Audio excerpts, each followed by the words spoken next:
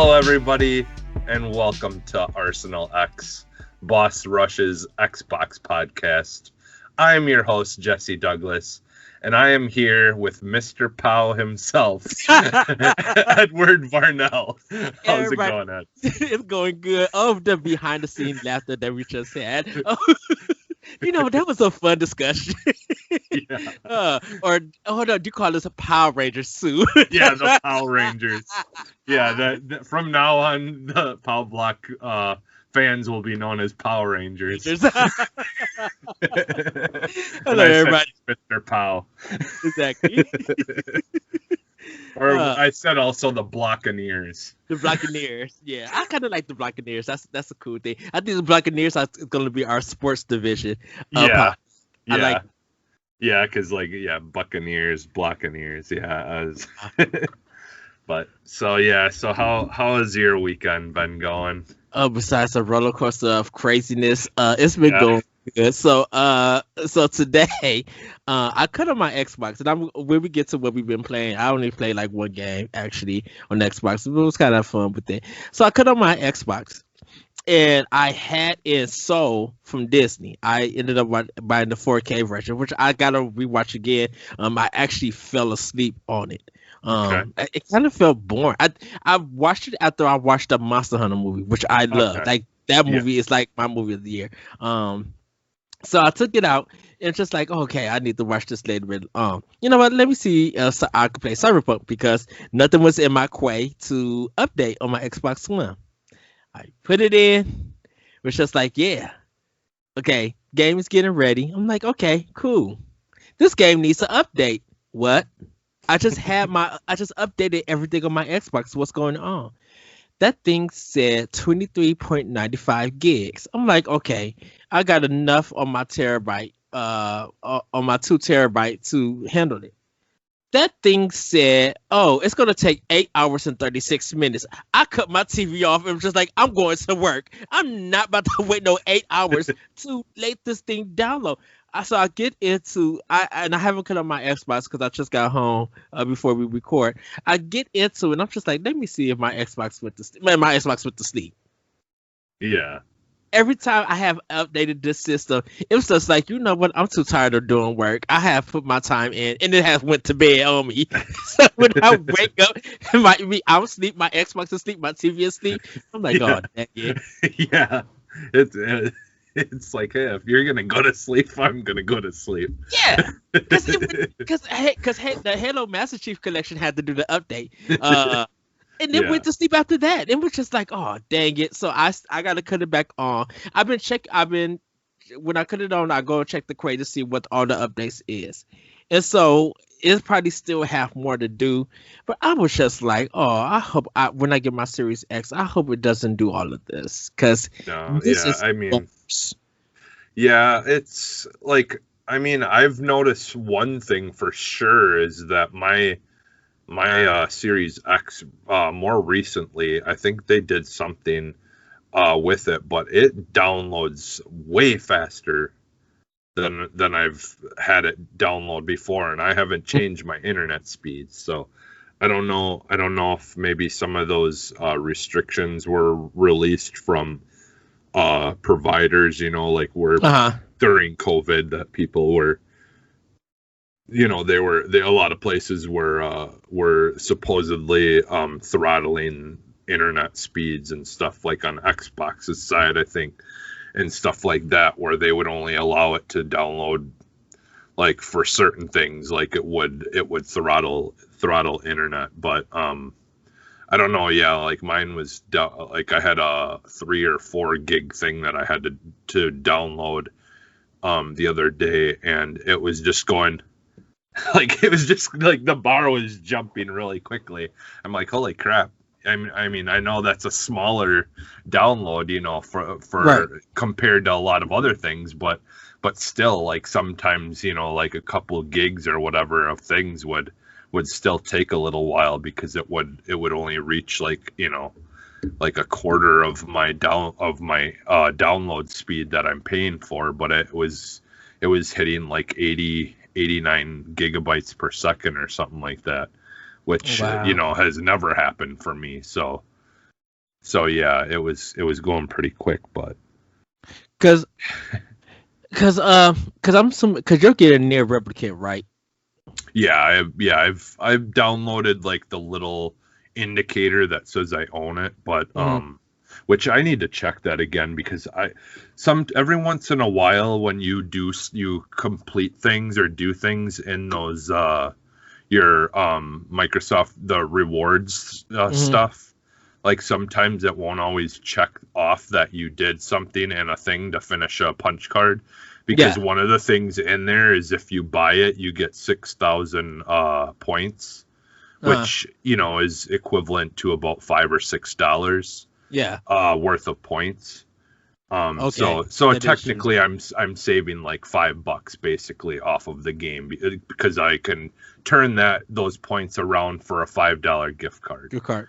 Cause Um, Because I know you're doing it on one. I mean, you're doing it on Series X. I'm doing it on PS4, I mhm, think, because I have Near Automata on PS4, and I think okay. I'll do the collection with when I get Near Automata. I gotta see if they're doing physical though, because if Yeah. they are doing, they should be doing physical. I just gotta go ahead and find it and buy it. I'll probably go look. I'll probably buy it from Best Buy. Like do. I think hopefully they got a Yeah. pre-order. Um, yeah, but yeah, that was my. Oh, this is the second thing of craziness. I'm sorry. I'm cleaning the bathroom at work, and I'm got my gloves on. I'm listening to my chill hop, and I'm just like about to do the trash.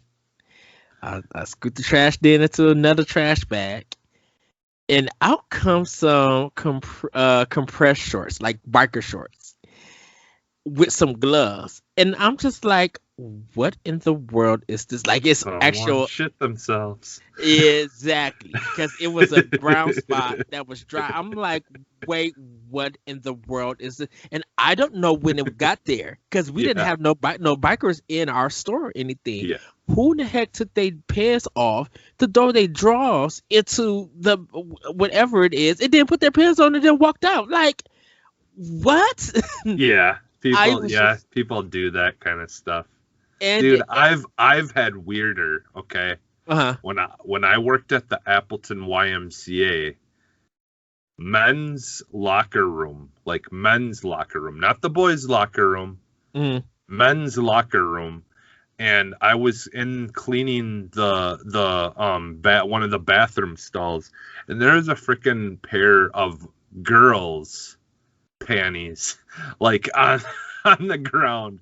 So either some dude had like girls' panties like I don't know, stashed somewhere or something, or he straight up was wearing them or whatever. I mean, like full on girls, like women's, like sexy kind of lingerie kind of panties. Like it was Wow. just like, what? I'm like, I don't even want to know. I'll pick them up in the garbage with my gloves. In a way That's, you went. yeah. Yeah, so that's Uh, that's been my goofy Sunday. It's just my Wednesday's been wacky. My Sunday's been whatever. It's just like it always crazy stuff happens to me during the week on Wednesday. I don't know why. It's just always some crazy mess. But today I was just like, this just does not fit. And then I know Mother's Day is in 2 more weeks, and I fear what nonsense is going to happen on that day. for you, Wednesday wasn't hump day, it was lump day. Oh, exactly, exactly, pretty much, exactly. Yeah, but yeah, What my about you? my my weekend has been very busy, but I've had a really good weekend. I went and got my second Fauci ouchie and on Saturday, and I got really lucky, dude. Nothing, not a little bit sick, not a little headache, not a little nothing. I can't even tell that I got it. So I really lucked out, and it had no effect on me whatsoever. Which one did you get, Pfizer or Moderna? Moderna, I Moderna, think. because Yeah, you Moderna. might feel it. It may take this time. If you get like really tired or feel really tired, that's one of the side effects. Yeah, see, I did notice being a little tired, Like, because I went, me and Pat played some Fortnite last night, Mm-hmm. and I think we stopped playing before midnight, and I went to bed, and I didn't wake up until about 11:30 in the afternoon, 11:30 in the morning the next day. So I mean, I slept like almost 11 hours or Okay, 11 and a so half then hours. So, yeah, so but then yours probably because if you would have got it like when we was doing the podcast yesterday for Boss Rush, yeah, probably around it normally takes some time. Normally it takes like the next day you might feel mhm, it, but I think because you did yours early and the time passed, by the time it got to 12 o'clock you went to bed, probably when you was asleep it kicked in, and so yeah, you was already asleep, so you probably didn't feel it. Because yeah, it could be. I'm assuming like when you woke up, did you feel like really good? Like, ooh, I got some good sleep. Like you feel a Yeah, little yeah, energetic. Yeah. yeah. Then it kicked in when you were asleep because when I got my second shot and I went to work and had, I was really tired and got home and I fell asleep. When I woke up the next day, I didn't feel no one bit tired. I was just like, ooh, Yeah, I prepped myself. So yeah, yeah, yeah. Because which was great because yes. So yesterday we had to do a whole. It was a whole ordeal. Like, we were gonna move our new fridge into where our old one was. So had to clean out the old one, put all the stuff in the other fridge, and doing all this and that, and then we finally got around to doing the dishwasher. So actually the hardest part was taking out the old dishwasher, uh, but then because of the whole ordeal that I'll talk about after here in just a second, but after the whole ordeal of getting the dishwasher out, the old one, and trying to figure out, like at the bottom, because it was a really old one, so it was just like I didn't quite, like it was just wasn't as like streamlined as a lot of them were. yeah. But I figured out, because I was talking to my dad. I'm like, are you sure that piece is soldered to the straight to the water, the water pipe or water main? And he's like, yeah. I'm like, are you sure? Because like I don't think solder should be like white and look like white paste, like kind of stuff. Yeah. And so he got down, and he doesn't really see very well though either, but without looking directly at it, and he looked at it, he's like, oh yeah, it must just be the paste version, because now like you can get the it's for like when you're twisting connecting something that has water going through it, you should always use this like tape stuff that goes on it, and it seals the threads of when you're threading something on or screwing something on. And so now you can use tape, but they just use the paste, which just is all nasty and gets all over the place and just doesn't look as nice. Hmm. And so that's what it ended up being. So we just, like snapped, like just broke it with the, twisting the things off. But then it was by the time we got everything done for that day, we didn't really have time to install the new one. And so I said, don't worry about it. I'll do it myself tomorrow, and so today came and I did it. It took me a little while because like I've never installed a dishwasher or whatever before. I mean, it's very simple, but there's still certain things you gotta really be careful with. My one little issue I ran into was I hooked up the tube that lets the water, empties the dirty water out, Yeah. and the way I had it was okay, but there was a little piece that was sticking that was not allowing it to seal, so a little bit of that water was leaking out. Not too bad, but it was enough that I could notice it. So I just quick shut it off, dealt with that, put it back together, and then it was working fine. I'm like, okay, now I can hook all the power and everything back up again to it. And because it's like straight hardwired, it's not just a plug. Yeah. I did it where it's hardwired in, because we have our own, like, a box, our power switch in our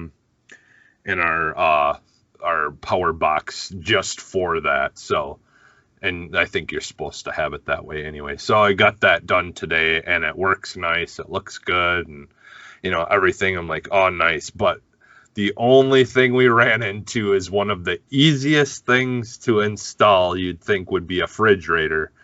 Well, when I measured it, I was off by just a little bit. And so we're going to have to, like, cut some of, like, part of little edges that are on some of the cabinets and stuff. Yeah. Because width wise it just barely doesn't fit, but height wise there's like going to be like almost like, I don't know, like a half of a foot clearing between the top, and the top of the fridge and the top cupboards that we have that go above it. But yeah, it's just enough that I have to have my cousin Ben come and help me just kind of shave some of it off so we can get it in there. But like, yeah, I think it's like almost an inch, but not quite an inch, but it's close to an inch that it was off width wise, and so that sucks. So, but it is fine. Luckily, the way our kitchen is set up, I could plug it in and leave it just on a different side of our kitchen, but it's still right there by our kitchen. So yeah, that's the one thing that should be like one of the easiest things to install ends up being the hardest of all of them. Oh, so wow. Yeah, so that kind of sucked.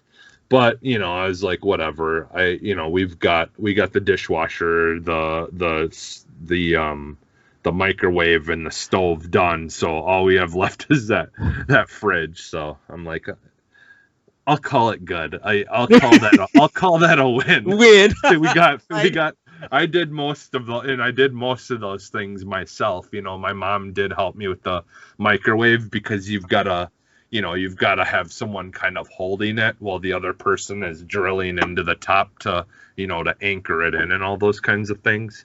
Yeah. So you need more than one person to do that, but yeah, like the stove was easy. The stove was super easy. It was a matter of literally just taking the old one out, putting the new one in, plug it in, and boom, it was done.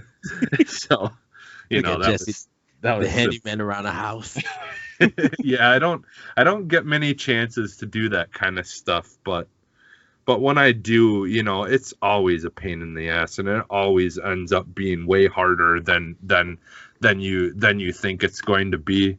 But at the same time, like, I enjoy it because it's still a learning experience, Exactly.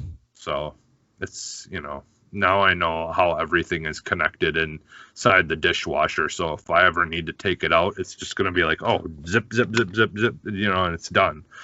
But, that's the thing, is if I don't install it and then something happens, well, now I'm like, well, okay, does this need to be removed? Or, like, that's kind of why I wanted to do it myself, is I just want to know later if something was to happen, like how I can remove it. Like removing the old one was such a pain in the butt. Like that took like all day almost, just or half of the time that I had just to take that out, because I didn't really know, like, okay, well, I don't want to mess around and like screw up stuff, especially when you got like electricity being directly into it and stuff like that.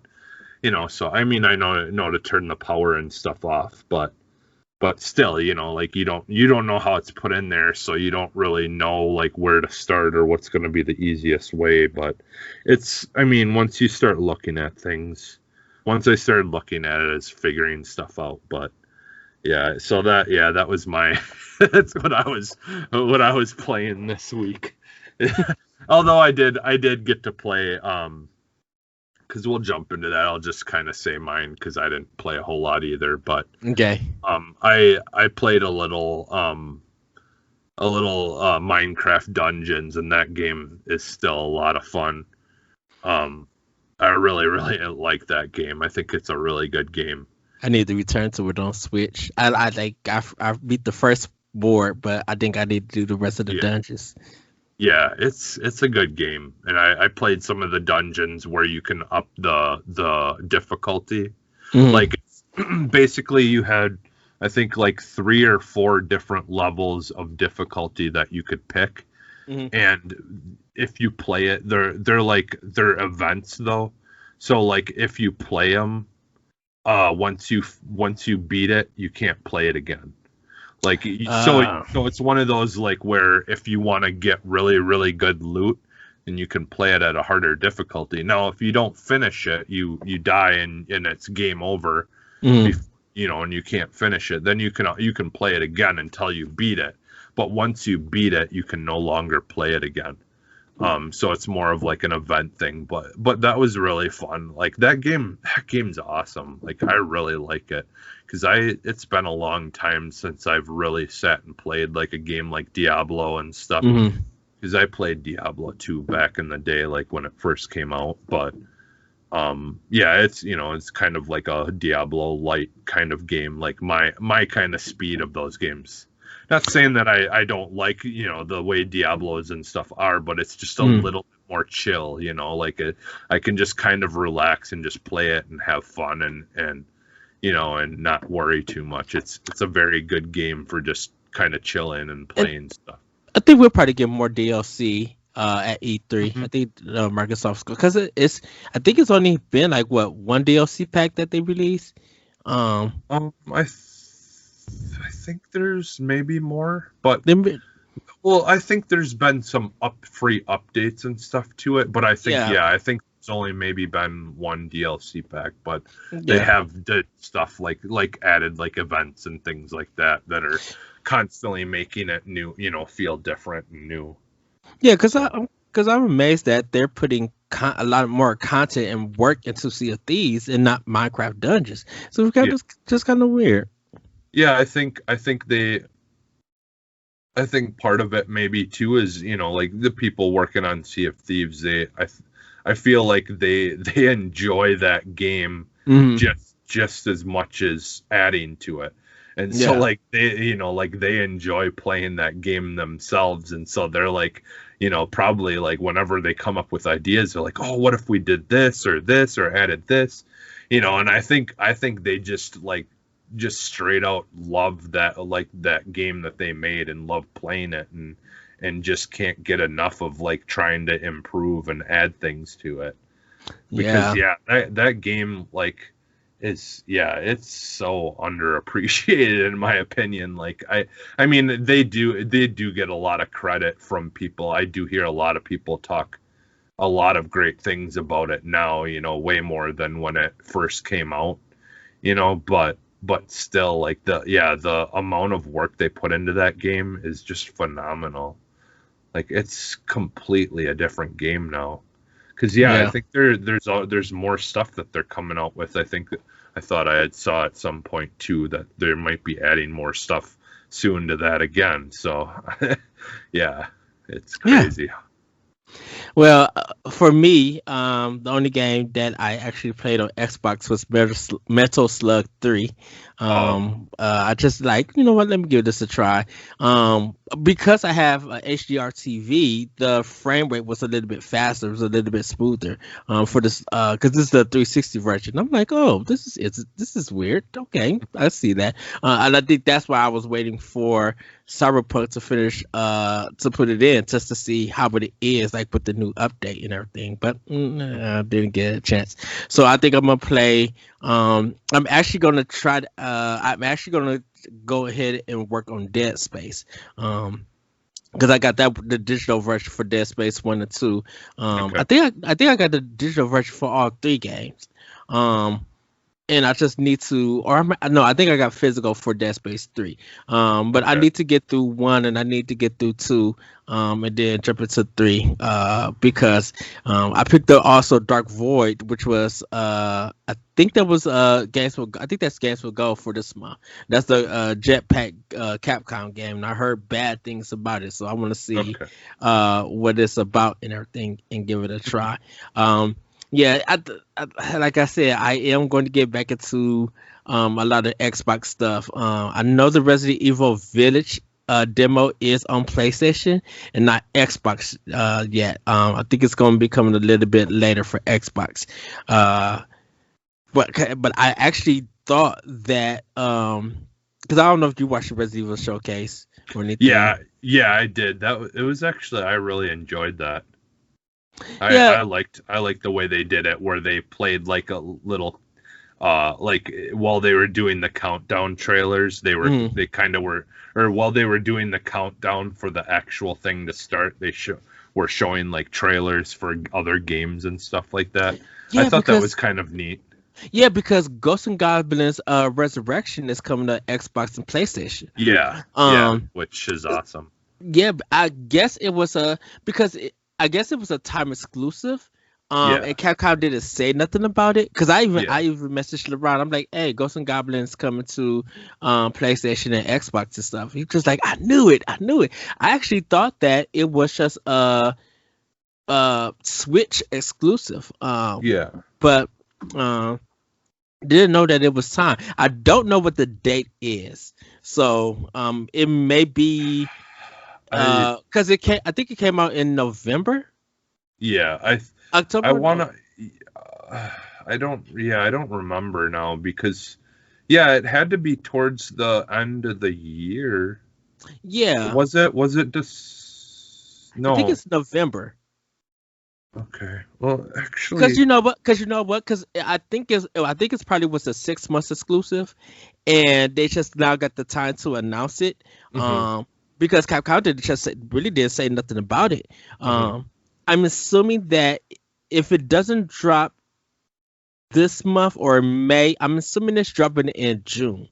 Wherever the 6 month time window was there, is there. And I know it's not Game Pass related, so I don't know how that's gonna go just yet. But I was kind of shocked to see that and everything.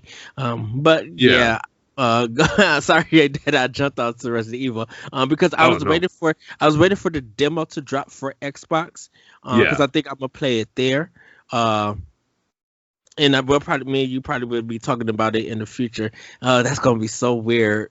May is packed, dude. Like Resident Evil's first week, and then Mass Effect Legend Edition is that following week, and then it's just a whole bunch of other games. So like Switch, that's dropping. I'm like, dang. I'm like, am I going to have the time? And I will have the money for it, but I'm like, am I going to have the time for this? It's the it's just, it's crazy. Like all this, like, and now, like and I'm, like, I'm not trying to like dunk on them or anything like that, but like, like the PS5 isn't quite, offering what Xbox does yet on, a lot of different levels. There's certain things that just aren't supported yet that are coming, like they have made some changes, and I'm glad, for owners that I feel like some of those issues are being fixed, and it's obvious that they're trying to take care of it.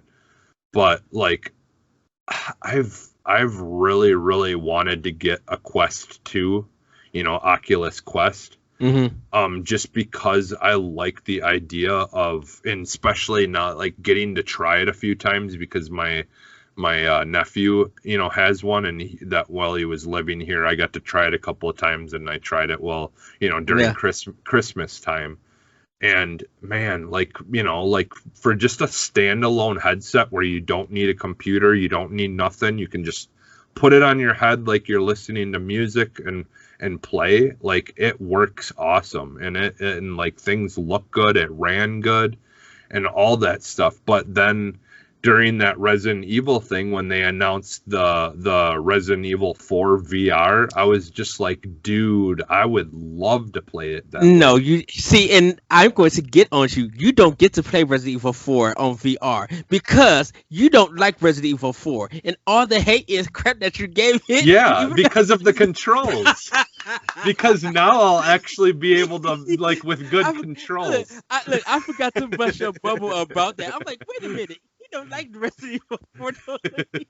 Yeah. Oh wait. Yeah. Wait. Let me go on to Jesse, who hates Resident Evil 4. Yeah, man, I could never play that game. Not even on Quest. It sucks. It's the worst. I just want that game with better controls. Oh, you cut out again, Ed. There you go.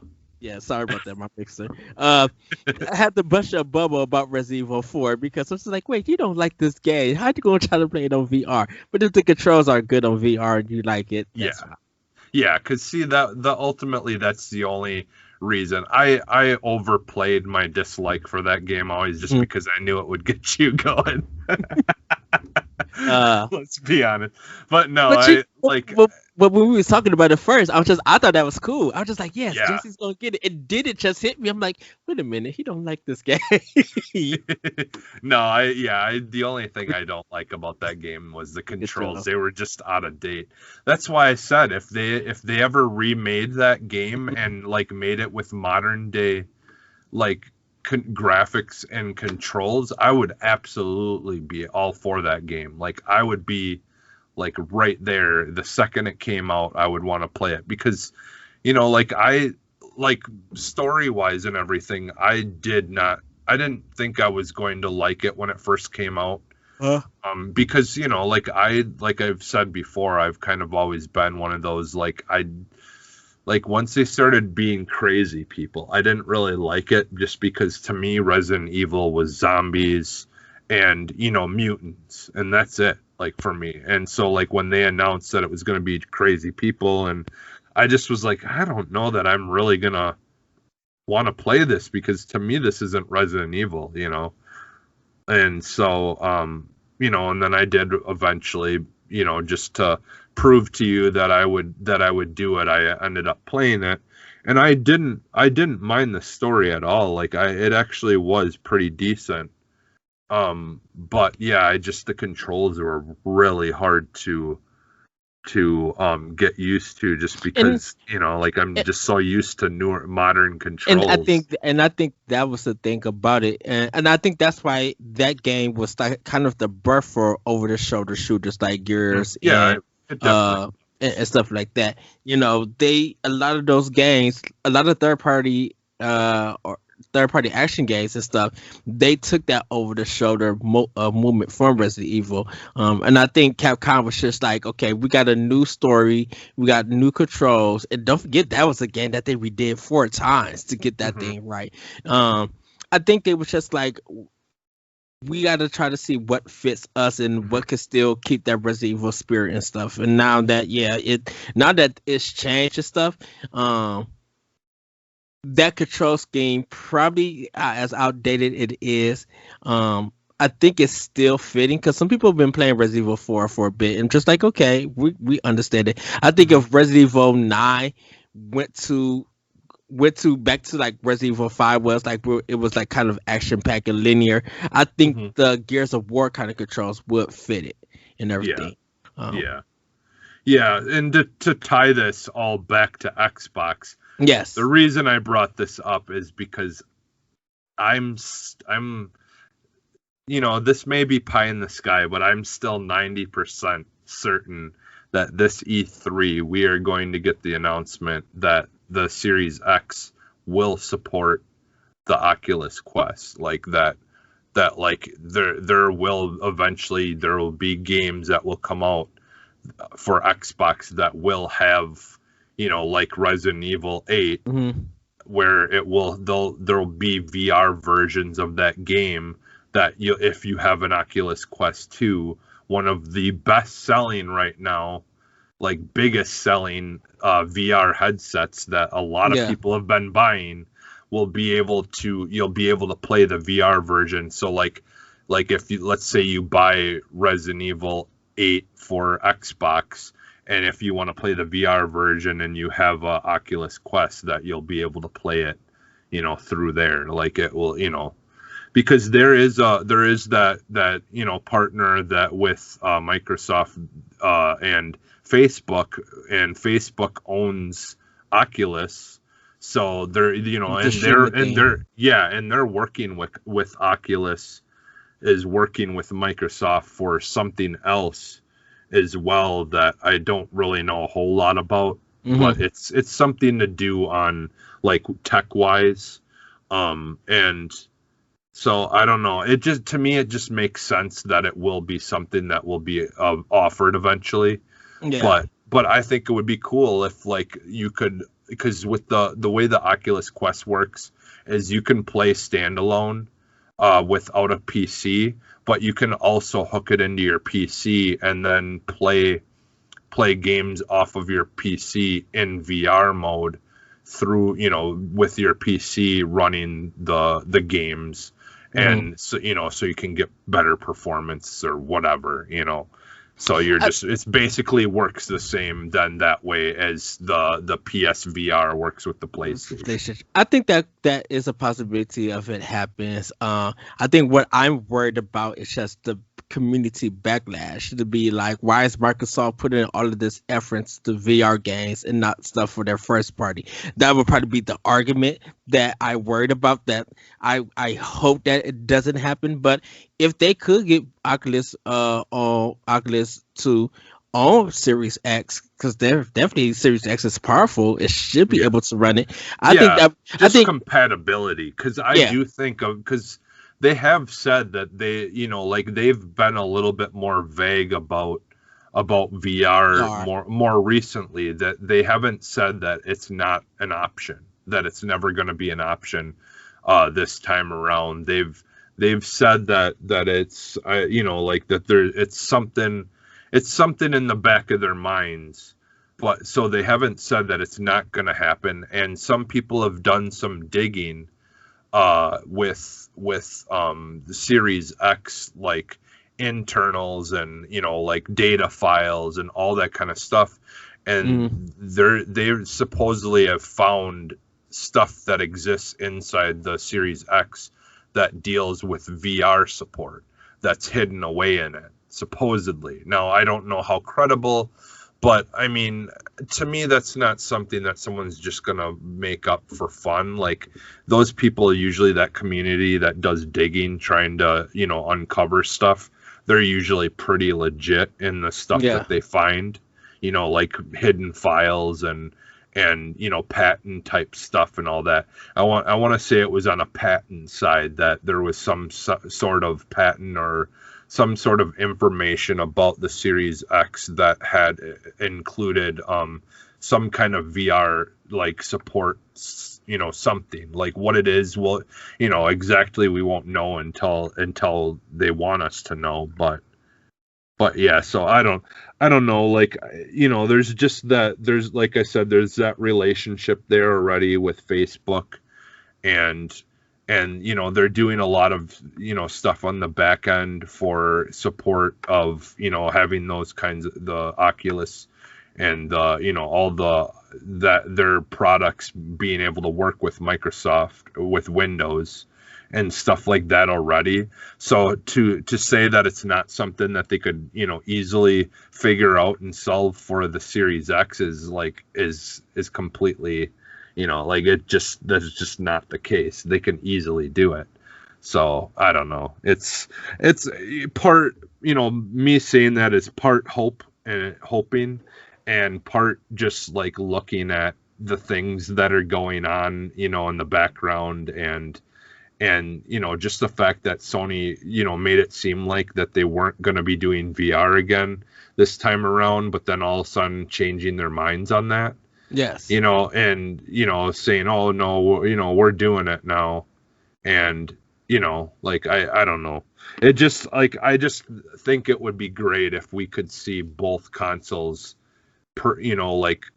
competing with each other on all levels, Like, I just would like to see like Microsoft actually putting out like games for VR and stuff like that. Like like imagine playing Sea of Thieves in VR. That would be awesome. Yeah. Like I mean that would be cool as hell. I mean they already have Minecraft that's got VR support, like things like that. I mean a lot of the games are there that they could easily put VR support behind it. Halo, like they could do Halo VR. They could do, like Halo's basic enough that it could be done in VR and not be too, I feel like it wouldn't be too taxing, any more than Half-Life Alyx or whatever. So yeah, and I could see Half-Life Alyx being on Series X. Mhm. I think that would be a good thing for that. Like that Yeah. would be a good E3, not only Mhm. prediction, but that will be a hit for Microsoft if that happens. Like even if they just, of course, I feel like Halo might end up closing the show, but if they close the show with that, dude, that would just drive people bonkers. I think that would be so cool. Well, and they're close to finishing a VR-less version of Half-Life Alyx. I don't know if it's the actual company working on that or it's modders. Yeah. But I do know that that's something that's kind of being worked on in the background by someone. So, yeah. I mean, we could go on, forever just about talking about all that stuff, and we'll have to one of these days. Obviously, one of these episodes will be like where we can sit and talk E3 predictions and stuff for just Xbox. Yeah. Power Block we're getting ready for, I think the last Monday of May we'll be having our E3 discussion where that's all we talk about. It's just E3 and our predictions. Yeah, which we could probably do that for Xbox then too, like one of those last, have it that whole week, then all the shows kind of be, talking about E3 predictions would kind of be neat, having every show that week talk about E3 predictions. For people to listen to. Yeah, we'll have to figure that out on the back end, but like that's something that's been obviously in the back of my mind here as we get closer that we'll have to eventually have predictions and stuff like that. So yes, but all right, shall we get into the news here? Yes, let's get into the news. Yeah, so this first one is kind of cool. I actually might get this, but so they announced that recently that Halo their comics are going to get re-released. So these are like the original comics that started around the beginning of when it, when Halo was a thing, like okay. Yeah, these are and they were released by Marvel, and I believe they're still getting re-released under Marvel. Dark Horse. Yeah, Dark Horse is. I think Dark Horse is the sister company to Marvel. Yeah, sister company to Marvel. Like the just like for DC's got oh crap! Now I just completely blanking on it. But the people who do like the Turtles and and all that stuff. So that's theirs, I believe. So that's cool. I'm definitely gonna probably pick them back up or pick them up. I mean, are they doing single issues or a whole graphic novel? I think. Well, there's the graphic novel thing, but I think they're actually doing the comics like in comic book form. Oh, like the actual single issues. I thought. Hold on. Yeah. Oh, okay. No, it is the new edition. Okay. Yeah. New edition of the original Halo graphics novels later this year on August 11th, it says. So August 11th. They're going to re-release the graphic novels. I never got a chance to read the Halo comics, so I think I'm probably going to skip the single and buy the graphic novel. Yeah. Depending on. Yeah, I think it is just the graphic novel that they're releasing. But when they put it like comics, Yeah. You're digging the single Okay. issues like a Yeah, 601. Okay. never mind. Yeah, like it's because that's why I got confused. Is I think one of the articles I was reading used the word comics, but yeah, it is the actual, yeah, the Dark Horse new editions of the graphic novel. So yeah. So either way, like, yeah, I want to get on. I mean, I got all the comics that they released for the Anthem, the Anthem game that they came out. Like it would be funny if those are actually worth something someday. But They probably will in the future, I think. yeah, speaking of stuff that's worth something, I ended up selling my unopened copy of Golf Story for Switch for. Oh no! Because Why? I just wanted some extra money, and I was like, man, Okay. I need to stop collecting shit and just like, because I'm one of these days here, I'm gonna just start clearing crap out of the house and just throwing it out, or get, if it's something good, I'll like bring it to like Goodwill or somewhere. But I'm just kind of like in this mood where I just want to get rid of stuff and stop collecting crap. So I was like, whatever doesn't fit on the shelf behind me, I'm gonna just get rid of. You gotta go. As far as collecting stuff goes, I'm just like, I don't need to do this anymore. So yeah, but I sold it, and I think it was like what, $20 I think when it came out. Yeah. Yeah, and I ended up selling it for like almost 3 times that. So $60? yeah. Oh, wow. Yeah, because it goes for like, I think 85. Ah. I think it goes for like 85 or something like that, new on eBay and stuff. But yeah, I mean that's how much you're getting for trade-in, not, like at the good place that I go, not GameStop probably would have gave me like $30 for it or something. Right. Or probably not even what I paid for it, for knowing them. But yeah, so I sold it to the local place that I go to all the time for retro games. But so yeah. Okay. But yeah, so the Dark Horse graphic novels, I've always wanted to read them. I'm not really a big reader. I just, because when I read, a lot of times my attention span, it just goes in and it doesn't get stored in my brain what I just read. So, but I would like to get them, even if just to have them, Yeah. to say that I have copies of them if I ever did want to read it, or Max when he gets older wants to read it, or because he loves to read. Both of my kids, thank God, they love to read because I did not when I was a kid. So, but so yeah, that's cool though. It's kind of a nice time for them to kind of just decide, you know what, we'll bring them back, with the little bit of a lull here that we have until Halo Infinite comes out and stuff. Yeah. And there's always something lately that's been keeping Microsoft in the news, which has been kind of nice for the show too. So Yes. But all right, the next thing was, and I was I'll be honest, I was shocked when I read this, but so supposedly Cyberpunk 2077 tripled the sales of Witcher 3 when Witcher 3 came out. And so it's been pretty successful for them, apparently. Let's see here. I want to pull up this article because there's numbers and stuff I didn't really want to write down.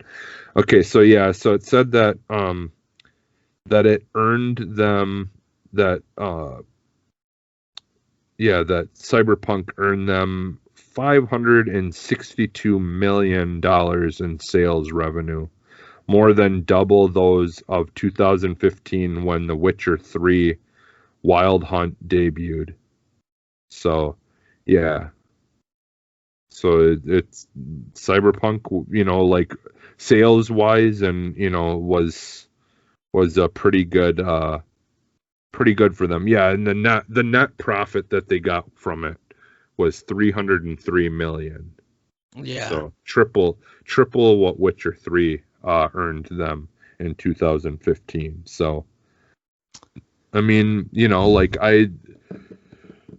it's kind of like the Anthem thing, to be honest. Like, I mean, at least Witcher or Cyberpunk seems to be in a little bit better, of a situation than Anthem is, because Anthem is no more.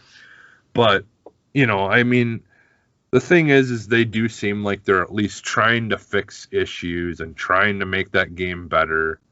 Like I know that, like, I've said that I was kind of waiting to play that game until they get, until we get a Series X and a PS5 update. Mhm. But at the same time, at this point, I would rather they just make sure that the game is running smoothly across the board, and and then wait with any kind of upgrades till later, because I can wait. At this point, I've waited how long already? So what, at this point, what does it matter if I wait another, couple of months or whatever? So I think that is the power of lying marketing. And I'm calling it lying marketing is because it's just like we could show you a jazzed up cutscene, and that jazzed up cutscene is so powerful to get you to pre-order that when the actual product comes out, it's not going to be what you expect. well, You know, and I mean, because this happened with definitely with Watch Dogs, this happened with Anthem, this happens with a lot of games that's on PC, Xbox, and PlayStation on more powerful consoles. Is that they don't have to show you what you're actually getting. If they could win a sale over you with just with a cutscene, it leads to sale numbers like that. The 500 and the 300 million. Yes, Nintendo gets a lot of people like, I'm not going to buy this on Nintendo because it looks like a baby game. Well, I'd rather have a baby game than have some marketing that lies to me that when I actually get it, it's nothing like it and stuff. And yeah, I mean, and Cyberpunk, honestly, though, like, when they showed gameplay, I think it does look like it did in the gameplay. Yeah, like, yeah, maybe, like some of the bugs and all that stuff. I mean, that's not stuff that you're gonna notice in just a little clip of gameplay, well, like, the thing about it is that what they showed in the cutscene gameplay is not what you actually got in the actual game. The idea and the design of it was there, and I guess that's when when people start doing and when you start doing the comparison shots, because there's videos out there yeah, that compares everything from what they show with the marketing yeah, to what you actually get. Now, I'm not trying to knock CD Projekt Red because they got their money. They were able yeah. to get people on that sale. Well, They and I think the pandemic, honestly, Mhm. like, at least for me, is part of the reason why I have been hesitant to go, full on, like, just disgusted mode with that game, is because, like, I mean, we've seen a lot of things get affected by it, Yes. and I think they've gotten a pass because of that. And now, like, whether that's it's okay that we're giving them a pass or not, I really don't want to debate that, because I think that, in my opinion, is dependent on what someone else's opinion is. Whether, But they have every right to feel upset, about it, how it turned out. Me personally, I just don't care enough to be that upset well, about, like, I I do think want them to fix it and make it better, and I mm, do understand and do have a little bit of, of being upset that it didn't turn out better. But at the same time, like, like, I haven't had to deal with the worst of it, because, like, it just worked much better mm, on the Series Series X in X. Yeah. general anyways. So I haven't seen the worst of it, but I It's also haven't played enough of it to really have a full blown, opinion on it, I feel like, I, either. I, So I think it's not just giving CD Projekt Red or even Ubisoft. I think it's not giving these projects or these companies a pass. the thing about it is that where is the confidence of you actually showing us what we're going to give? Because we're Hmm. giving you real money, you're giving us fake content, Yeah. meaning that I mean, you're. yeah, I mean that's happened for a long time from Mhm. everything. I mean, yeah, like things always look better because a lot of times when we see early footage or whatever of things, they're usually running on a very powerful PC where it's completely, like, like that section that they cut out to play in that demo that they want to show you or whatever is all, all specifically tuned for that what they were playing it on, Well, but it's not even playing that. It's just like something looks jazzed up in this CG marketing that you're giving us, and then when we get the actual product, what we saw, that idea that you sold us on, is not there. So I think that's where the confidence comes in, to be like, how are you confident to sell us on an idea but not execute that idea in reality when we mhm, are giving you our money, when yeah, and that's why I said I'm not knocking yeah, CD Project R. EA and BioWare, they're they're upset with people because putting that beta out close to the game or the release date. mhm, The demos that they were showing, like, no, not demos, the marketing that they were showing off, that looks beautiful. If you go back and you look at how they did it, BioWare and EA, how they did Anthem and stuff, it looks mhm, beautiful. The same yeah, thing with Ubisoft, it looks beautiful. But then when you actually get it in, and you got done installing it, you are excited, you juiced up, and then you play it, and it's just like, what is this? This looks like nothing. And that's where everybody gets the frustration to be like, how are you able to sell me on something and not deliver and stuff? yeah, Because if it was, yeah, because if this was some indie kind of company, or this was some uh bargain bin kind of developer in game and stuff, everybody would be like, okay, I could expect this, hmm, because you don't have higher production. You probably didn't have the budget to even do this. But, yeah, I expected something like this. When it's a big company selling us on an ideal of a game, when it's not executed, not executed well, when it's not a promised execution, that's when people get upset. But you, at that point in time, you can't do nothing, because hmm, you believe that what they sold to you in the marketing is what you're going to get and stuff. And so I congratulate CD Project Red. Now they got a lot of work to do. They got people's money, they got our money, so now it's on them to fix this game, because they were just like, hmm, we want to get it to a point where we sell this game for years. I'm just like, that's going to be hard to do, hmm, because the thing about it is, it's just like, it's not that you're trying to make a game that you're going to sell for years, because it has all this controversy connected to it. You guys have to now really make a game, hmm, because what you gave everybody was probably beta stuff. I'm like, and yeah, you can knock me about Paper Mario or the Origami that you want, but when I seen Paper Mario the trailer, everything they showed me is in the game. hmm, That game looks and runs perfectly. hmm, Even though it's not like the gravity intense thing, it runs perfectly. Compare that to Cyberpunk, when it's still having these problems and stuff, compared to what the marketing was. It's like, for this. But like I said, they got the money. Congratulations to them. Now you really got to put in some work. You can't. There's nothing at this point in time you could do with Xbox One and PS4.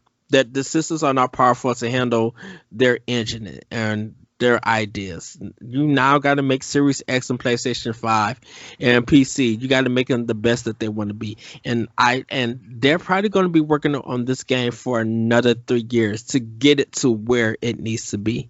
So yeah, we'll I see. guess, We'll yeah, live to see what happens. yeah, we'll have to see. I would hope that we get some kind of update during E3 or something, like around, like because ultimately that's the thing, is they haven't really had any like big, event type thing where they can really talk about what they're doing, to explain like what they're doing to make up for their missteps, and and just the issues. I mean, because like a lot of the issues with it have been more, I think, more about like just it running properly versus what it looks like.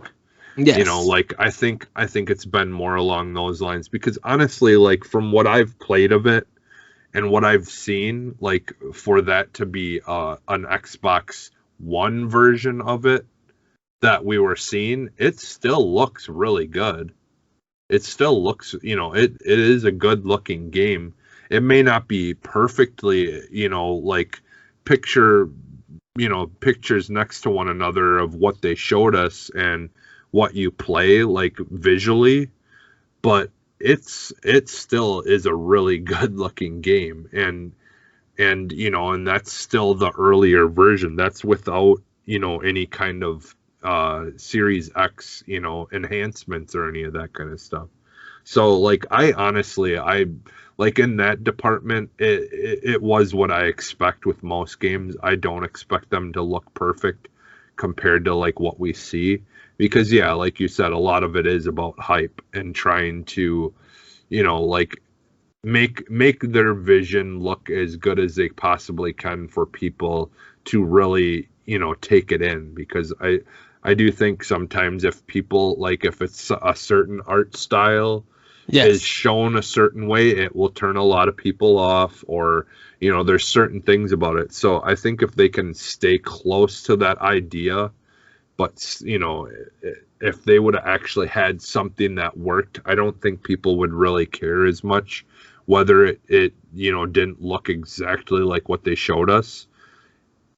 But because it wasn't running properly, then that's when you get the people who are upset, who are going to start nitpicking, and they're going to start breaking down everything and say, and start getting, then they're going to get hyper focused on everything that they feel like they could be mad about, But so but the thing about it is that's why I said it's being sold that line marketing is because the thing about it is you sold them on this idea. This is what you deliver. This is what you as a company not promise. I should stop saying promise.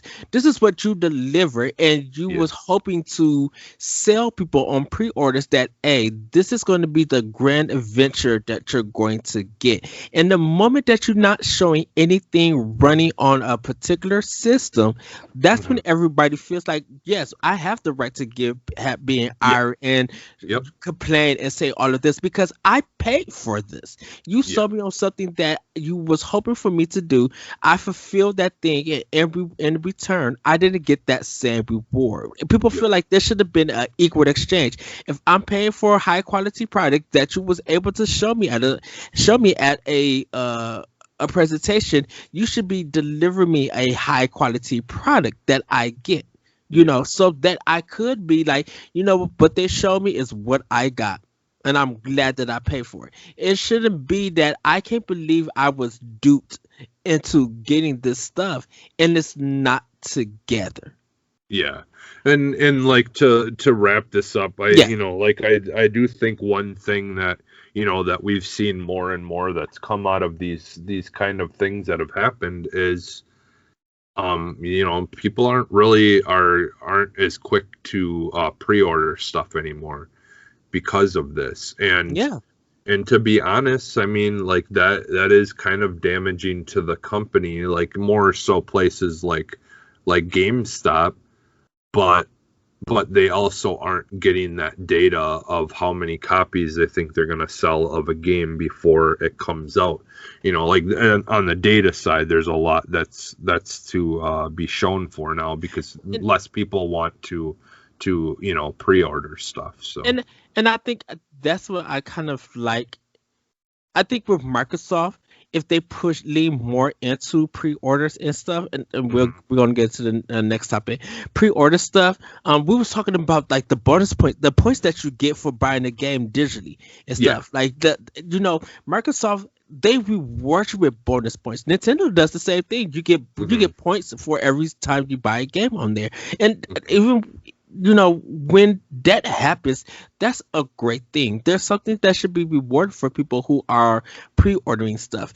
Because of CP, there is a hesitance. But if there is some kind of deal connected now to pre-orders, I think people will still be able to get it. And I give it Mhm. to Microsoft. I just want them to lean more into it, to be like, Mhm. hey, if you get Halo, if you pre-order Halo, you not only get double bonus points for I forgot what the program is called. Um uh Oh, for the Nintendo one? no, for Microsoft, like the rewards Oh program. yeah, it's just called like it's linked to Game Pass somewhat, but Uh it's just some Microsoft rewards. Microsoft rewards. Yeah. If they were just like, hey, you get bonus points for Microsoft rewards that you could turn it into gift cards or extra discounts and stuff like that. If Mhm. Microsoft could lean more into that, the pre-orders would be great for them. And Nintendo, like I said, Nintendo does it. PlayStation, I think, does it, but Yeah, you I got to think figure out what it is. I yeah, don't know what it is. I think they have something too that's similar, but it's not quite along the same lines as Microsoft's, So but I think it's very and similar. I give it to Microsoft. They got a great rewards program. They Yeah. really do. Like me and you talk about it, and you tell me Yeah. all the great things that's for it, and I think that's awesome. They just need to Yeah, reward I mean, it.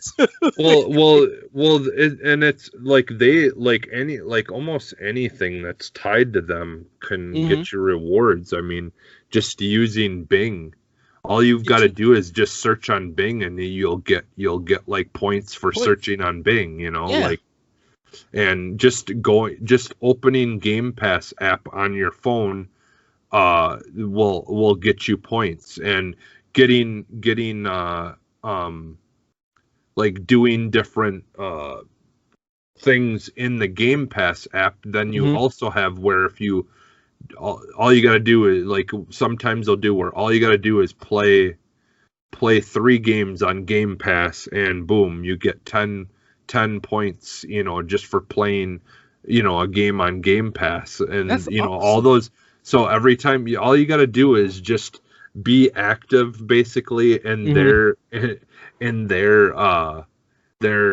UI or in their stuff that they own, and you're getting points that you can Points. eventually turn into real money for. So Yeah, it's definitely like if you have an Xbox and you have Game Pass, it's worth it. it's worth just looking into and paying attention to, because you can easily just do what you were already going to do and get a whole bunch of points for it. Yes. Because like especially like if you're like me and you want to get the new near game, the near Automata or whatever. Hmm. If you want to get that game, you won't get the 6,000 points unless you activate that punch card. So you got to make sure that you're paying, like paying attention to all the exclusives and deals and stuff they got it going on, which almost every month there's a thing where you literally just click on it and boom, here's a free 100 points. Like they just want you to go and look at that stuff and make sure that you're paying attention to things. And as long as you're paying attention to it, you can Yes. easily just rack up the points that you can trade in for $5 gift cards, $10 gift cards. I think they have them for like 100. I think it's only takes like, I don't know. I think it's like 10 or like 8,000 or 800 and something points or 900 and some points that you can get like a month of Game Pass or whatever. So like essentially like some of these battle passes that you're seeing for games, if you play the reward system right, you could essentially do all the things that it's asking you to do and pay for your next month of Game Pass, like by just using Game Pass. Yes. You know, like, and just doing what you were normally going to do anyways. So yeah, it really is a cool system that they've, you know, you can tell they put a lot of time into. So, but all right, let's get to this last thing. So there was, you know, everyone is getting a little excited, us and you know, and just, you know, is creating conversation, us included. Yes. But we did get there's a you know, a report, and I got this off of the IGN's website, What's but like? Square Enix has made it known that they are not for sale. So there was a rumor going around that they were for sale, and I even made a whole like a little post thing that was just kind of a joking meme thing where it showed, you know, like I did like it where it's like Sony, you know, Sony asks Arcane Studios, you know, says, hey, we would like to pay you for you know, for a game exclusive to our console, and you know, Arcane was like, sure, and you know, you had all these games that were coming from Bethesda that they paid for to get exclusive, and then I just jokingly had like a for Microsoft just the eyes looking to the side kind of thing, Mm-hmm. and then Microsoft being like, so you know, we've got a little bit of money and we were going shopping, just wondering, you know, Zen Media, can we buy you? And you know, and then I did the same thing for Square Enix, where, you know, like I said, you know, Sony asked Square Enix if they could have the next Final Fantasy game be exclusive to their console. And then, you know, Square Enix saying yes, and then Microsoft with the eyes looking to the side thing, and then it just said to be continued. Because the idea is Microsoft, you know, is paying attention to what Sony's doing, seeing Sony trying to pay these companies for all these exclusive deals, and then Microsoft just being like, let's just buy that company then, so we can change that, so they can't keep on getting all these exclusive deals where these games aren't coming to their console. So yeah, like that was kind of the big topic there for a little bit, you know, that, you know, there's talks that 3 companies were in talks or something like that to buy Square Enix, and so yeah, the IGN came along and squashed anyone's dreams of that. Yeah, Square Enix came and they tweeted out this that said nobody was buying them. Yeah. When I think a lot of people in the community and just online and social media were just like, no, that can't be true. Square is too big of a company. They got too much money. Yeah. You know, they got Final Fantasy, but Dragon Quest in reality is kind of bigger than Final Fantasy in a sense. I mean, people like Final Fantasy, but like Dragon Quest, it's just like that is the game that like really does well in Japan. And when you think of Square Enix, you really want to be able to corner the market for everywhere. And Square Enix, in a way, does that. You know, they do good with their Eastern, like I mentioned, Dragon Quest, and maybe now with Final Fantasy, depending on this new one with 16. Dragon Quest has been a big deal to the East. We here in America, it's just now kind of getting into Dragon Quest and stuff because Dragon Quest 11 was so good, and a lot of people love 8. But we also got like Tomb Raider, and people now enjoying Outriders and Octopath Traveler. Traveler, and then like even their small games like Lost Sphere and stuff like that. Yeah. Like Square Enix has a lot of talent and a lot of things that they do in a lot of genres. Now, for them to be sold is kind of crazy because there's too much. There's too many outlets that Square is keeping them in the black. It's not too much is keeping it in the red. And if Microsoft hypothetically played a part in this, it would be bad for Square Enix because Japan alone, they don't own a lot of Xboxes, and they're not gonna go their way out just to play the next Dragon Quest game on the Xbox in Japan. Now we here would probably do it. That would be PC. Like they would just would continue to be a PC thing. Because PC is the bigger thing in Japan anyway. Dragon Quest has never went to PC besides maybe they would put it on, but that's the thing. They would put those games on PC, something that Square Enix isn't doing. I mean, that would be a good thing for a lot of people. Like, because and going back to like a lot of people talking, most people that I've seen, like when they're having conversations about this, they're like, well, if it was going to happen, like most people are like, unfortunately, Microsoft would be the best people to take control of that company, just because things would only change slightly, but it would be things like games going on PC more and things like that. So it would be for the better. It would put it in more people's hands. For America, it would. For Japan, it wouldn't, because of Japan being such now. I mean, they still do good with consoles, and Nintendo can't believe they got 80% of it, because a lot of handheld and mobile stuff is now the big thing in Japan. Yeah.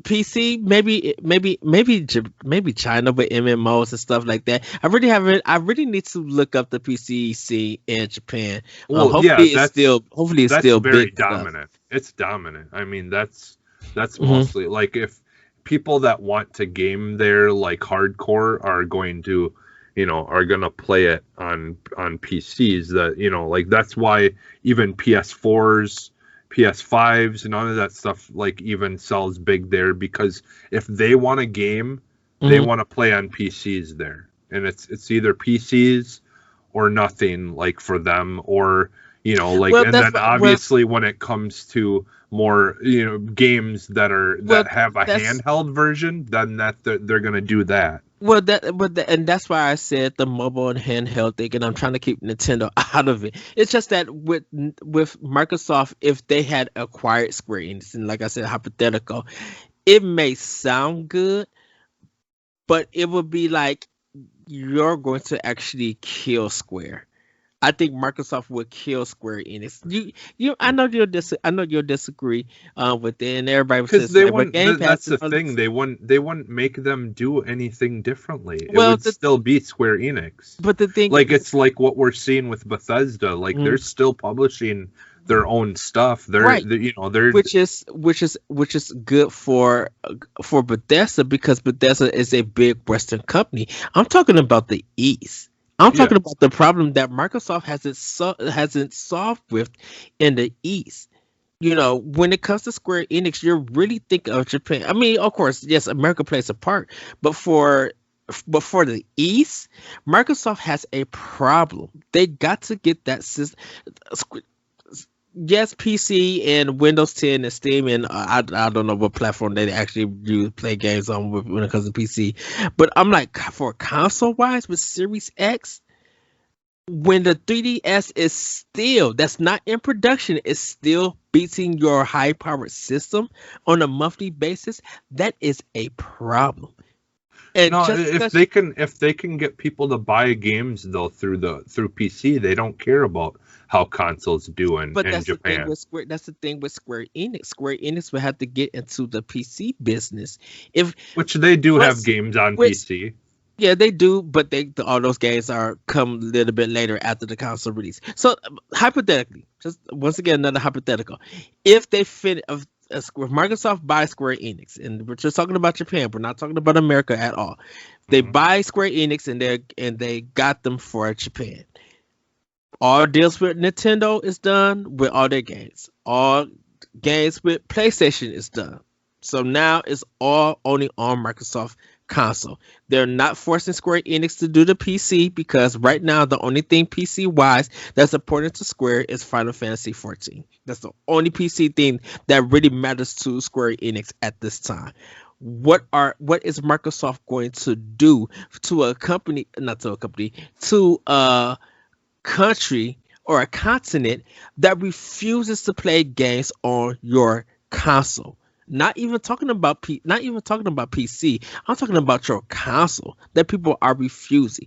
Now, if Dragon Quest is still powerful enough in Japan for them to garner sales for Series X or Series S, then yes, I could probably see the benefit of them owning Square Enix. But you got to think, this is Japan. This is nothing with America. If Dragon Quest and Final Fantasy is not bringing in system sales in Japan, that's going to hurt Microsoft badly. You could throw all the money that you want at Square Enix trying to get them to release something in Japan. If it's not moving, that becomes a problem. That's the thing though. They don't rely on consoles. You're forgetting that they don't really rely on them as much as you think. Right, and that's why I said the only important thing for Square Enix when it comes to PC is Final Fantasy 14. That's the only thing PC wise for Square Enix in Japan, and maybe some of the mobile games. I don't know how all their mobile games and stuff do. But like we're talking about PC, it is literally Final Fantasy 14. Square Enix goes hard on Final Fantasy 14 for PC because it's an MMO and it's so popular around the world, and it's definitely popular in Japan. It's popular here, but when you are trying to get Series X consoles to be sold on your system, if Square Enix stuff is not coming to PC or even Game Pass Ultimate PC, what are you doing with Square Enix in Japan? I'm just talking about Japan itself. Like I said, not talking about America at all. Well, I mean, you'd still be able to play all those games on your tablet or your phone. They're not putting that stuff. If they're not putting that stuff on PC, how are you going to try to get your console to move in there? No, they would be putting it on PC though. They don't put their PC stuff on PC until almost a year after the console version stuff come out. Yeah, but that's because they don't want to spend the funds all right at once. I mean, if they've got money coming in to be able to create more teams to have that stuff out when it gets released, I mean that then it wouldn't matter. Like that stuff would be coming out at the same time. But if even in some situations, it might even come out on PC before it comes out on console. They'll probably if Microsoft had it, because I mean that's what they're doing with some of their stuff. Already we're seeing Microsoft own stuff come out on PC first and then come out on console. Right. So I mean. Because some of those games are designed for PC and Steam and Mac. And sometimes Microsoft, I guess, whatever deal, they were just like, okay, we're actually going to put this out on Steam. But when it comes to Square Enix, a lot of their stuff don't hit PC when it normally comes out for a console. Like so. Because Octopath Traveler, even though it was time exclusive to the Switch, that didn't come out till almost a year later after the game came out. Because of exclusivity deals. Yeah, I mean, Nintendo obviously had an exclusivity deal for that. Yes, and then it didn't come out almost 2 more years or another year later after the PC version came out, even though the game had been out on Steam. Windows 10 and I just think it's only Game Pass on console. I don't think Windows 10 has it. Yeah, Windows 10 has it. Yeah, I believe Windows has it as well. Okay, so it came out the same time as it came out for console. It came out for PC, for Windows or whatever. So. Right, because Steam had it before Windows 10. It wasn't out on. I don't think it was out on, because I think if it would have came out Windows 10, it would have hit Xbox. It's a weird thing. I don't think the Japanese consumers are going to run out and get a Series X if Microsoft is hoping for them. They don't care. They don't care as long as they're playing them on console. They don't care. They're still making money. But if Microsoft is hoping that the Japanese market, the Japanese players will go out and get a Series X. Well, some of them might. Some of them might, though. But they still don't need to rely on that. But that's, anything is better than nothing. But I And think if they that's can the if they struggle. can get more people to buy it than they originally would have if they didn't own Square Enix, Mm. that's still a But I win in think their that's, eyes. I mean, but that is the struggle in Japan that Microsoft is dealing with. And like I said too, like you can, don't forget that a lot of those games would be on Game Pass, which, like I said, they could play on a tablet, they could play on their phone, they could play on their TV, they could play on. They don't need an Xbox, they can play it on their TV, they can play it on their computer, they can play it. They don't need to have it. Like once XCloud is probably would work way better over there because their internet is It's way better. better than Yeah, ours because of all as the far mobile as gaming. fast. So it like it essentially would be a way bigger, a much better thing there than what we even have. And so I mean, that's the thing, is Microsoft now is in a position where they don't need to sell consoles.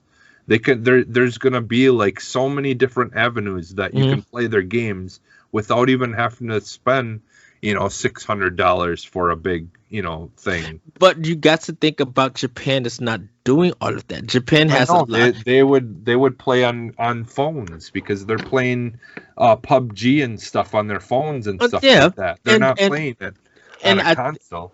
I still think that is still the struggle with Microsoft in Japan, is that they're gonna have to compete with a lot of stuff. They're gonna really have to compete with Nintendo, because I'm like, if Nintendo is only 80% of the country when it comes to gaming, that's a problem. That's speaking about even PC players.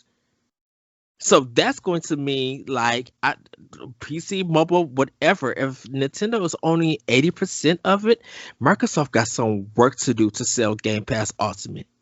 If they bought out Square Enix, that's a lot of work, and that's going to be a lot of money. Yeah, but they don't need to worry about what Nintendo's doing. They're gonna do the things that they're doing. And like I said, anyone who buys something from them that hasn't, if someone wants to buy a Square, like if like in theory, if they own Square Enix and someone was going to buy a Square Enix game, it doesn't matter where they bought it. Like they still are making money off of it. And so like what does it matter what they're playing it on? Like it matters. I think they have many options to play it on. So. I think it matters what it's playing on when it's a different country. And when you look at the, I don't want to say stats or statistics, but I probably have to. I think once you look at the stats and the statistics in a certain country, and this is, and don't forget, we're talking about international. We're talking about American mind frame and opinion, talking about an international company an international country that does gaming differently than us. Well, like the thing is they're much, honestly, in my opinion, they're much easier to please. The fact that they would rather play, that they don't care about graphics of a game. They don't care about, things being 4K and all that stuff. They're more likely to play a game on the Switch or play a game on their phone, like, and so like honestly, there's not a whole lot then that Microsoft needs to worry about. As long as xCloud can work fine over there, and now they're getting, not only are they being able to do what they already do, play games on their phone, but it actually still looks really good. I think the question then is going to be, does Microsoft discontinue the Series X or any future consoles because of Game Pass in Japan? No, why would they? What's the point of you selling a console if you're going to have Game Pass? Because people are still going to buy it.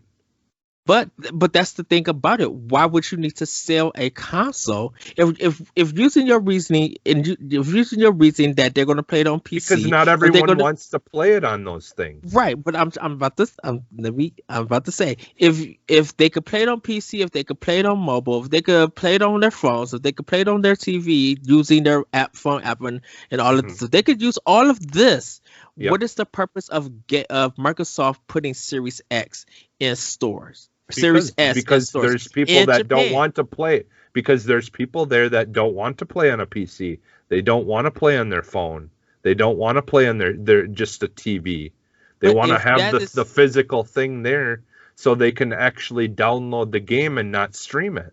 but if there are a market that's big in playing PC, because you said they play a lot of Yeah. PC, Yep. if Yep. there are a market that plays in mobile console, Microsoft's console doesn't fit in there because all the players are on a different platform. Now, if they're playing it through Game Pass Yeah, Ultimate, but they would be making their money through what that. okay, so what happened though, that backlash when the Xbox One didn't come to Japan for almost a year later because they thought it wasn't important enough. Well, it turns out that it doesn't matter how important it is. Hmm. If you just stop selling something somewhere or don't let them have it right away when everyone else gets it, people are going to get pissed. And they would realize that. Why stop selling something there just because they feel like it's not important enough? If there's someone there that wants to buy one, they're going to want to make sure that they're available there for people to buy. It probably was a small percentage. I know, When but did it doesn't when did matter. this It doesn't when matter does it though. when did What if Xbox come in Japan? what if they just decided, oh, like not enough of like Switches sold in your town, so we're just not going to sell them there, like, or sell them anywhere that they didn't sell, enough or whatever. That would be stupid, like, because there's still going to be someone in those areas that are going to want But one. but And that's if your but that's company but decides not that's to sell that thing but that's because they different. don't think that enough people are going to buy them, But that's that's stupid. different. But that's different than you having different options to play their games. Yeah. You spoke about having more options to play. So if Yeah. you have more Well, why would options they to take play, the Xbox out? that's the question. Why? If you have more options to play, why would you need the Series X? That's not. No, why would you take Well, it away if you I would want to take it. give more options to Can I play? tell you? I would take it away because it's not selling well. That's the thing about it. See, If my if you my would be the Xbox making a bad decision, and people would but not that's like but you but for that's doing of that. course. And we're just, like I said, we're just talking about Japan Yeah. and, Yep. and stuff. And that's the thing about it. It's just that if your system is not selling well, but you have available options for people to play your stuff, like you mentioned Game Pass and you mentioned PC and stuff, and depending on how they do Windows 10, I don't know how that is. If they give all their options for people to play all of this stuff, they could go there to play. I could save money not selling my console there because if my console is sitting on shelves, it's losing money every day. That's the thing, though. You And don't I you but you can I'm still sell the console there. You don't have to put but I'm still 500 consoles in one store. Like, they're smart enough that they're but gonna the thing they're about it going is, to well, not this is the just well, stock this the is the stores thing. with way too many of them. Well, this is the thing about it. People would just order it. Well, for America, people would just import the Xbox, that Series X from Japan because you can't buy one here in America. So even though it'll load up in Japan, people would just like, you know what? Let me change Well, it to the region. Well, yeah, and that's the thing, though. They would obviously make smart decisions And in how much stock they're going to put in certain areas, but and it would this be stupid to just completely cut it off, though. and this is because of Square Enix. If Microsoft, like Yeah, I said, this is yeah, all hypothetical. yeah, And I feel like that's why personally Microsoft wouldn't be able to buy them. I just feel like Square Enix wouldn't Microsoft wouldn't do so well with Square Enix in Japan if that happened because of the low sales of their consoles, and how Nintendo has a handle in that country. That is just yeah. my viewpoint, in my opinion. I know, but yeah, and a lot of their games still sell and do massive, are massive hits in those countries that aren't even on Switch. So they're obviously playing them somewhere. Oh well, yeah. That's They're what I'm playing them saying. If right. Microsoft can owns them and they're still doing everything the way they would, but they're getting extra money for things, for but promotion and all that stuff. What does it that's the matter? thing. But that's the thing I was trying to get at. If they cut off PlayStation and they cut off Nintendo, like where Square Enix cannot do anything on those platforms because Microsoft now owns them and all the big games are on their platform. If you want to play it, you need a Series X or S, maybe an Xbox One or PC or whatever. You need to have a phone or a tablet or a TV or anything that you already have in your house. You need all of this stuff to play the Square Enix thing. Stuff you already have. People in Japan, and I'm just speaking it like I said, I'm speaking in Japan. I think people in Japan they already have. I think people in Japan is not going to go there. Because like I said, Dragon Quest is big and stuff. And even though Dragon Quest did well on PlayStation 4 in Japan, the must got the 3DS version and it sold out quickly. The Switch version wasn't even thought of. Everybody was hoping for it, and Switch did good in Japan and stuff. It did good in America. I don't know how well it did on, because don't forget Dragon Quest 11 is on Game Pass, and didn't nobody talk about it. Didn't nobody play it. Yeah, if they I haven't heard no one talk about Dragon Quest unless it was on Switch or PlayStation 4. Well, that's because you're listening to your circle is mostly people who care about Nintendo. That's what you look at. Just on my Twitter alone, I have a lot of Xbox friends. I have a lot of multiplayer friends and stuff. And when that game dropped, when Dragon Quest dropped for Game Pass, I don't even think Luke Lore, shout out to him from Inside Xbox, have even mentioned about Dragon Quest 11 to be played on Xbox. If he did, he only probably mentioned it for that one show and never talked about it again. There's a whole bunch of people who do Xbox podcasts and people who are just regular Xbox players who know that this game that we have been talking about and getting people to play from Switch and PlayStation 4 to play on Xbox, and they have not played or talked about it at all. And that's bunkers. If that same thing had happened in Japan, if Final Fantasy 16 did exclusively come to only the Xbox platform, yeah, people would be hyped and play it for America. I don't know how Japan will react. So I'm just speaking about Japan. I'm not speaking about nothing about it. So that's just me. But you said no one here talked about it. So I mean, for Dragon Quest 11 for Xbox for Game Pass, I like I said, I have a lot of people who own Xbox. I remember people talking about playing it back when it came out, and for a while there when it was buzzing everywhere, like it was. Not just people playing it on Nintendo, it was people playing it on Xbox. It was people like and there was the Dragon Quest.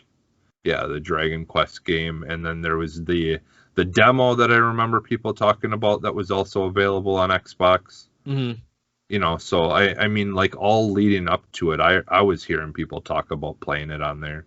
Like now, like I don't hear anyone talk about it at all. What Nintendo or anything. So some people have been. So I mean, that's the thing is people move on from stuff. I mean, like especially around that time, you're talking about a time when a lot of big games were coming out, and that's what I thought people will be. I thought. Because on how popular Dragon Quest 11 was on PlayStation and on Switch, I was expecting to see more people jump on it on Xbox and do pictures. I guess and stuff. Like again, I mostly only pay attention to Nintendo and Xbox, but yeah, I forgot it was even on PlayStation, to be honest. It came because the thing about it in Japan, I didn't hear anyone talk about playing it on there, but I also don't really pay much attention. What ended up happening that and we'll probably get close to the extra content. We don't have a whole lot left, but that's why I kind of was like I'm fine with us talking about stuff because so in Japan PlayStation 4 and 3DS versions came out. I think they came out together. When it came to America, PlayStation 4 had the exclusive. So when Switch ended up getting it, they ended up getting a definitive version where they was doing the orchestra and changing stuff. Yeah. Then Yeah. I think a year or sometime later, PlayStation 4 got the definitive edition, and then later on, Xbox Game Pass got it because you can't even buy Dragon Quest 11. I think on Xbox, like it's No, you can. If it's on Game Pass, it's not gonna not be in the store and not be able to buy it if it's on Xbox at all. I've never seen a box. You probably could buy it on Xbox Live, or you could probably buy it on digitally. Oh, you mean physically? Like, yeah, physically. Yeah, I'm almost certain I've seen physical copies of it at the store for Xbox. Yeah, because I'm like, I don't see that Best Buy and I don't see that Target. That's the weird thing. That's wondering because I'm like, when it came to part of the problem though is like these physical game stores, if you don't buy stuff around the time that it comes out, a lot of things, unless they order a lot of copies of it, like get cycled out and are hard to buy. Like I went just not too long ago, I went to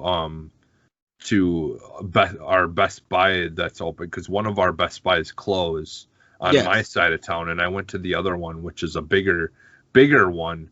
And even them, like, just looking through all their games for every console, everything was so picked over, and there was like not much of anything left because like a lot of these physical stores really aren't holding stuff for very long. Dude, I 100% agree with you because that's at a lot of Best Buy stores. Yeah, it's bonkers. Yeah, I think they've just cut back in general on how much they order of stuff. The Nintendo aisles in Best Buy look like a ghost town. Yeah, like literally, if you do not buy it when it comes out, good luck. Yeah. But, yeah, that's what I just had to say. Yeah, no, I mean, no, it was a good conversation or argument or whatever you want to call it. Like say, this is the crazy thing, because we're gonna get the extra content. Everybody think that me and LeBron go hard on each other. Oh yeah, on the chat, and it's just like me and Jesse have these same talks, and we could do it during the podcast, and Jesse already knows. I'd be like, dude. You getting a cinnamon bar or like what you getting from the like we'll go and kick it like after the show and have fun. I was just like, shoot, y'all haven't seen me and Jesse get into it. Then laugh about it. Well, that's the thing is we we think about things from different aspects of like how we focus on what our thoughts are, and I mean, that's a good thing. It's like, people always joke about the playing devil's advocate and stuff like that. Right. We just do that. We just do that stuff naturally because we naturally just have different viewpoints of how we look at things, and so it makes for good conversation. And this is crazy thing because like when you. So we'll have this conversation, and then let's just say you did that ravioli with the hot sauce, which was amazing. It was good. Amazing. I forgot about that. That's why I would be like, we just had the discussion, but yes, for this ravioli, it is literally amazing. That's the kind of relationship that we have. But so backstory for that, like what happened is the other day I was like, you know what? I don't really feel like just putting boring spaghetti sauce on these raviolis. So I just caked them with hot sauce. I put like half of a bottle of hot sauce on them. Exactly. And it was good. It was a little spicy, but it was good. Like it actually, it tasted good. You know what was funny? And then let's get into like the end of the show. Yeah. I kind of wanted something greenish in there because the plating looked good. The plating looked really good, and I was just like, if you had a lime or something, like give it that green kick, I would be like, yes. Put like some I don't know, like some basil leaves or All right, so the extra content for today, I just kind of came across this, and again, if this is your first time listening, I just kind of wanted to put a segment in where if I found something I thought was kind of interesting, but nothing that we really would have too much of a deep conversation on, Especially like I like Minecraft stuff. I've gotten into the regular Minecraft game, a little bit more, having kids now who are interested in it, and they've just been doing some really cool things out in that community, especially with like the ray tracing and all that stuff and updating like visuals. So they did make an announcement. Minecraft Caves and Cliffs was something they had talked about a while back that they wanted to do. They wanted to make a more in-depth cave systems and stuff like that you could have. And they also wanted to make the game much more vertical than it was in the past. They wanted to have more mountains, mountains and things like that they could add to it. They like, I don't know if it was COVID that's kind of affecting things or whatever, but they kind of somewhat had like delayed things. So eventually, or originally I should say, their idea was to come out with the Caves and Cliffs update kind of all as one big update. But they made an announcement that the Caves update will come in summer of this year, and then the Cliff update will come out holiday of this year. So it's still coming out this year. It's just they're gonna kind of break it up. I watched the video for it. There was a video that they had sent for their update or whatever.